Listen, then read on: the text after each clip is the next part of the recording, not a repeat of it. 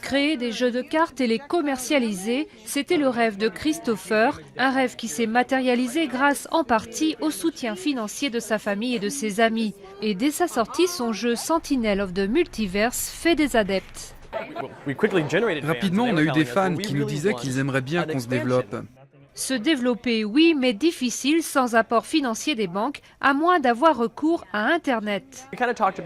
On avait entendu parler du site Kickstarter qui avait permis à plusieurs personnes de lancer des projets. Alors on s'est dit, on va essayer, si ça marche, c'est qu'il y a vraiment des gens intéressés, donc on peut se développer.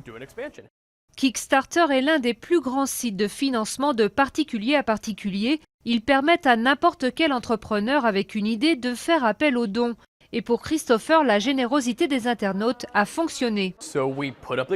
Pendant les 6 premières heures, on a réussi à lever plusieurs milliers de dollars. En 24 heures, on avait atteint plus de la moitié de notre objectif et en une semaine, on avait tout réuni. Près de 28 000 $ en une semaine. En échange, les fans ne reçoivent rien, excepté la mention de leur nom dans les remerciements sur le site du jeu ou au dos de l'une des cartes. Cette façon d'amasser un capital grâce à une multitude de petits dons est en plein essor sur Internet. Plus d'1 million de personnes ont soutenu des projets. Les promesses de dons dépassent les 100 millions de dollars et plus de 13 000 projets ont pu être financés.